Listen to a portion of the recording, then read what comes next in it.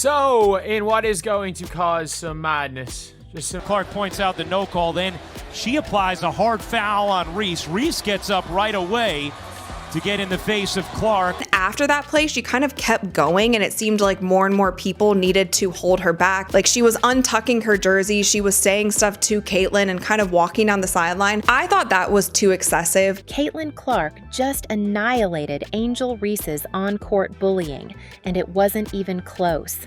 For someone who's been shoulder-checking her way through games like she owns the league, Angel finally met the quiet assassin who wasn't here for the drama. Turns out, silence doesn't mean weakness. It means you're loading the ammo. Even after that play, she kind of kept going, and it seemed like more and more people needed to hold her back. Like, she was untucking her jersey, she was saying stuff to Caitlin and kind of walking down the sideline. I thought that was too excessive. This suspension isn't your usual timeout or warning. Reese lost her cool big time right after a hard foul, and it blew up the whole league before the season even got going. She didn't just get mad, she shouted some serious curse words right there on the court, and everyone saw it. Rebecca Allen, too strong on a three. The whole thing started with Caitlin Clark trying to stop Reese from scoring. She did what's called a take foul, a tough but normal basketball move where you stop someone from getting an easy basket by fouling them. Caitlin Clark flagrantly fouled Angel Reese, and it was...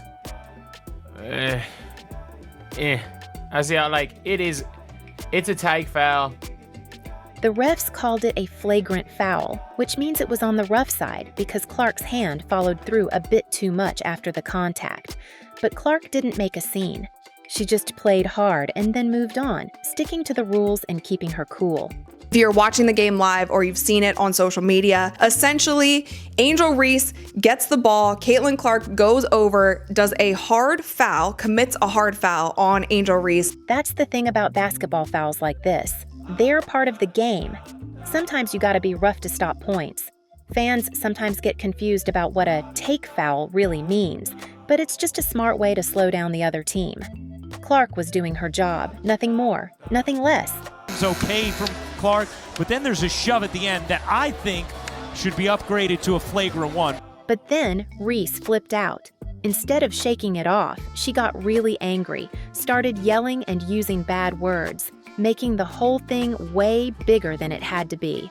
She essentially said it was either Angel gets a wide open layup or we send her to the free throw line. It was a basketball play. There was nothing malicious behind it. I just knew I had to foul her hard.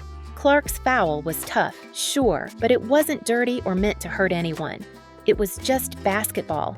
What made this wild was how Reese reacted. Cursing out your opponent during the game? That's serious. The league stepped in quickly and said, "Nope, this isn't okay," and handed Reese a suspension. After that, Angel Reese gets up. She's feeling super spicy. She's charging at Caitlin Clark. Caitlin Clark is walking. If you're thinking Reese was just passionate, that's not the excuse here. Using F words in front of thousands of people and cameras is way over the line. The WNBA made it clear that kind of behavior has a price. This whole mess is sparking big talks about how much anger is allowed on the court before it becomes unprofessional. Boston steps in and kind of stops Angel Reese. Courtney Vandersloot also steps in. And then I think Natasha Howard or DB, there was another player who was there as well to kind of break everything up and make sure that. But the drama didn't stop with Reese. The referees quickly stepped in to try and bring the game back under control, handing out technical fouls to cool things down. Or at least try to. You got the flagrant, Aaliyah, you got a technical. What kind of happened there? If he got the tech? I know. Wait, what? I got the tech? Oh, first of all. No! Aaliyah Boston got a physical taunt technical foul, while Reese was hit with a verbal technical. These penalties essentially canceled each other out in the stats, but the message was loud and clear. Tensions were sky high and needed to be managed carefully. The calls themselves sparked debate. Some questioned the fairness and timing, showing just how difficult it was for officials to manage this volatile moment. The decisions weren't just about penalties, they were about controlling the emotional wildfire threatening to consume the game. The on-court ruling of a personal foul on Caitlin Clark has been upgraded to a flagrant foul penalty 1. In addition, there is a double technical on Boston Reese. Referees were walking a tightrope, trying to keep order without completely shutting down the flow of the game. They barely managed to contain the chaos bubbling on the court, reminding everyone just how quickly professional sports can shift from competitive to combustible. The officials' balancing act highlighted the raw emotions fueling this incident. Emotions that weren't just about basketball, but pride, rivalry, and personal stakes. This was no ordinary foul.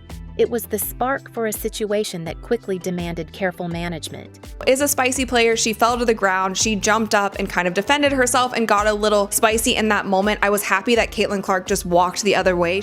In the end, this wasn't just a game moment, but a harsh lesson on how thin the line is between fierce competition and unacceptable conduct. Reese's suspension and the technical fouls given were clear reminders that passion has limits, and the league won't hesitate to act when those limits are crossed. The game showed how quickly things can spiral when frustration meets intensity on a professional stage, turning a basketball contest into a drama that will be talked about for a long time. I immediately knew, I was like, oh crap, this is gonna be something that goes viral. A bunch of people are gonna talk about it. People are going to make it into something bigger than it needs to be. They're gonna make this rivalry come back, this manufactured rivalry. The moment Angel Reese lost her cool on the court didn't just spark a reaction. It ignited a media frenzy that spun the whole thing into a rivalry spectacle overnight. Suddenly, what started as a hard foul and heated words exploded into a manufactured saga that the internet just couldn't get enough of. Said, guys, let's not make this bigger than it needs to be. And I am 1,000% with her on that. Like there's too many good things happening in the WNBA right now. There's too many good things with this Indiana Fever team and the things that happened during the game to let this be something like, please. News outlets and social media ran wild, turning a single incident into a dramatic showdown between two players, when in reality, it was just basketball getting intense. The media loves a good story, but this one got blown way out of proportion, making it seem like the league was about to explode from a rivalry that barely exists. If somebody has a wide open layup and you have a foul to give, it is in your best interest to foul that shooter so that they don't get an easy 2 points. Fans didn't help either. A lot of the confusion came from misunderstanding what a take foul really means. People argued over rules, some thinking Clark's foul was dirty, while others defended it as a smart defensive move. The truth is, take fouls are just part of the game, a way to stop easy points by fouling before the shot happens. But this basic basketball knowledge got lost in the noise. It was a basketball play. There was nothing malicious behind it. I just knew I had to foul her hard. And that is exactly what it looked like to me. She went for the ball. She went across her body. Now Angel got tied up in it and she did fall down. Instead, selective fandom and deep-rooted biases kicked in, with some groups defending Reese no matter what, and others throwing shade at her relentlessly. The hate spilled beyond basketball skills and into social lines, showing how tribal fans can get when their favorite players are involved in controversy. The Indiana Fever team, because they won by so much more than I was even expecting. I was not expecting a 35-point victory. Meanwhile, the real story of the night, the actual game, got lost in the chaos.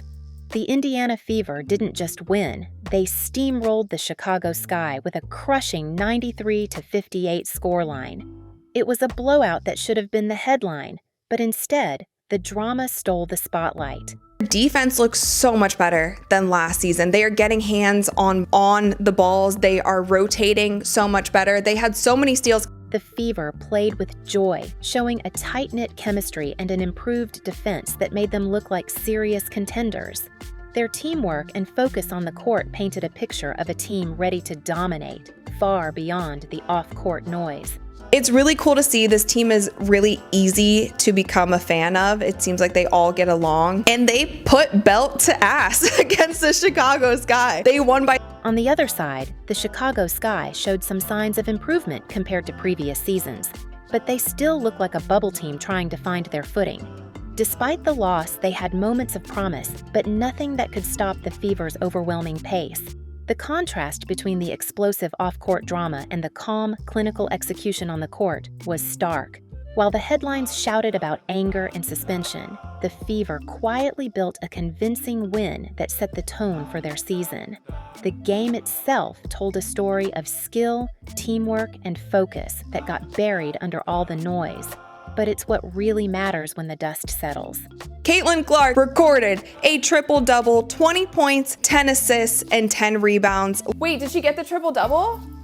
Did we get it? You guys are saying that she got it. Did she get it? Oh, she got it! Let's go! Caitlin Clark didn't just show up to the game, she owned it. Despite the chaos swirling around her, Clark put up a triple-double, 20 points, 10 assists, and 10 rebounds. That's a performance that demands respect and shows her focus didn't waver for a second, even with all the drama in the background.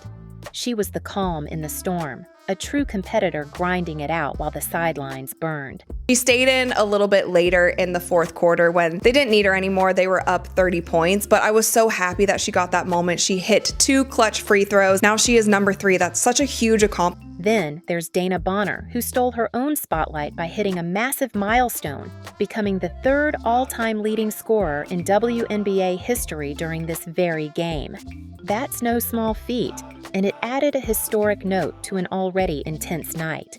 You could feel the weight of that achievement amid the chaos. 5 blocks, and I want to say this about Aaliyah Boston. She stepped up so much in the second half, and I have to say that is the best I think I've ever seen Aaliyah Boston play. On the defensive end, Aaliyah Boston was a beast. She put up 19 points, grabbed 13 rebounds, and swatted away 5 blocks like she was auditioning for the highlight reel. Boston's presence was a constant reminder that the Fever wasn't just about scoring. They brought the full package on both ends of the floor. Natasha Howard, 15 points, 5 rebounds. Kelsey Mitchell, 15 points. Natasha Howard and Kelsey Mitchell also kept the momentum rolling, chipping in important points and playing their roles like pros. Even with the distractions of the suspension and heated moments, these players kept the team's engine running smoothly, proving that talent and focus can survive the wildest storms.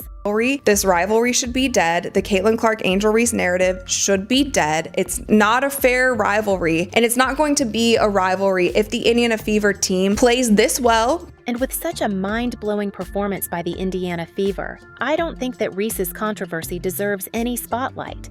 This could have ripple effects beyond just Reese's case. Media narratives might shift too, focusing more on respecting the game rather than stoking drama for clicks and views. Fans might have to recalibrate what they get excited about, learning to separate true competitive fire from behavior that crosses the line. The spotlight is on players now, not just for their skills, but for how they carry themselves when the heat is on. And with performances like Clark's, Bonner's, and Boston's, the league's future still looks bright even when the drama flares up. So, what's your focus for now? Indiana Fever's exceptional performance or Reese and Clark's controversy? Let us know in the comments below.